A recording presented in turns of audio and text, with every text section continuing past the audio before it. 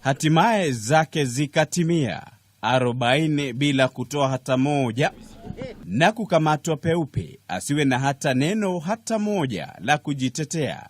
Akabaki kunyamaza tu akisubiri hukumu ya raia. Jamaa huyu anadaiwa kuiba magunia 2 ya dagaa kutoka kwa duka moja la jamaa kwa jina Ombui Mogaka.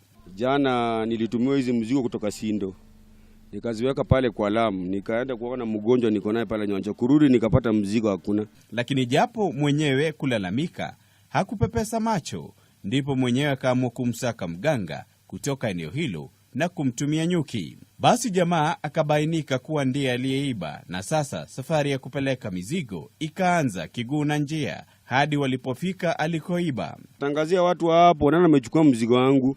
Mwenye amechukua mzigo wangu arudishe. Sasa nimeenda pale soko asubuhi, kuna jamaa alikuwa na huyu ananiita eti twende uone penye huyu jamaa alificha nini yako. Nilikuja kwa daktari jana, nikamwambia nikiingia huyu jamaa tumpate.